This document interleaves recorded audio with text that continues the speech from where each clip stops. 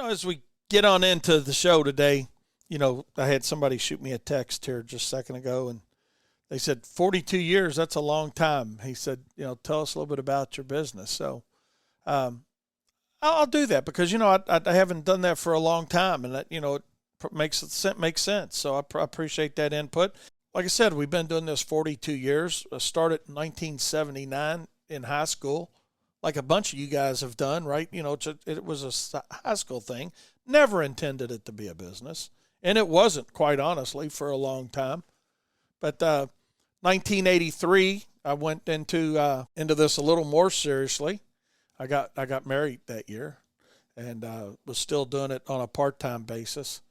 But then 1987 is when I went into it full-time, and and when I went into it full-time is when I really realized I had a lot of things screwed up. It's just that simple. And I did. I had a lot of stuff screwed up, because I had that paycheck mentality until I went to work full-time and counted on this 100%. I mean, that's when I realized I had my jobs, a lot of my jobs were not bid right. I was bidding jobs based on what I thought my customer would pay, what I thought the market would bear, what my competition was charging. I had all these reasons of why I was charging what I was charging, but at the end of the day, none of them were right.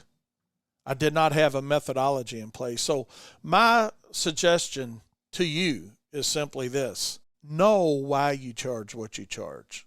The failure rate for our industry is staggering compared to all other industries other than restaurant startups. And we're not a lazy industry. I wasn't lazy. You're not lazy.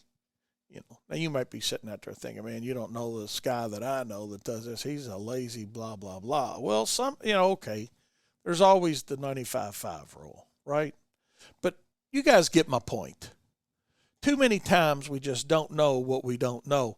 And I had myself almost $90,000 in debt as a 2-truck operation before I realized I didn't need more work.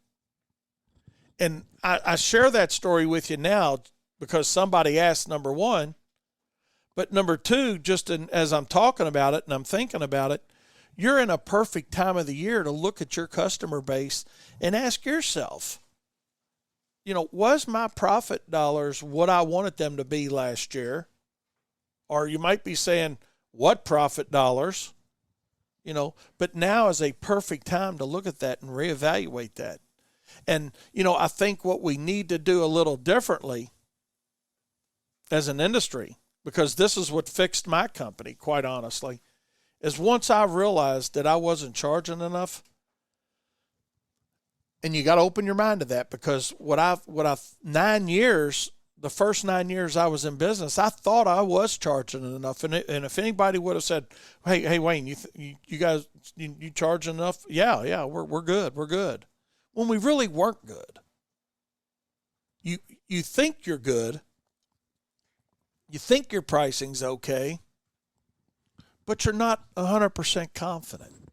And if you want your company to be truly successful, you need to have 100% confidence in why you charge what you charge. It's just that simple. And maybe that's part of the lesson today. This ain't us classroom, but you guys get what I'm saying.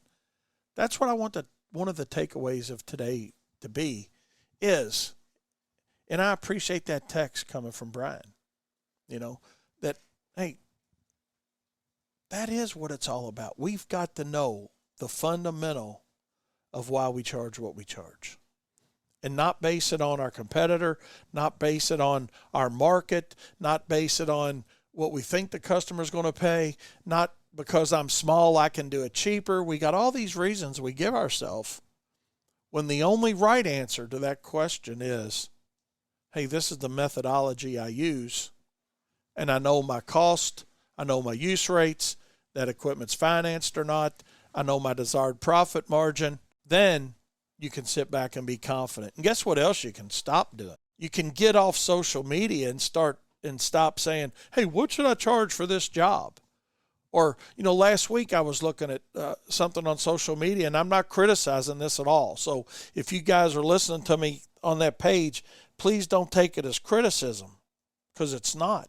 It was to the point of, what do you guys charge per acre to treat a lawn, or to treat properties? Do you give a discount as it gets bigger? My simple answer to that was no. Wayne's Lawn Service, we do not give a discount because the property gets bigger. My chemical costs are the same. My labor to do it's the same. My costs to do it are the same. Now I don't have the windshield time, so that's how we justify it sometimes to give a discount. Is we'll say, well, man, I don't have the drive time. I'm there and I can do it. Absolutely, that's right. But why reduce your margin? That's why I'm a big fan of not taking on large, quote unquote, and that's large is based on your company size. But that's why I'm not a big fan of taking on larger properties. Because what happens is the price just gets prostituted down to almost nothing. So that's just my 2 cents worth on that.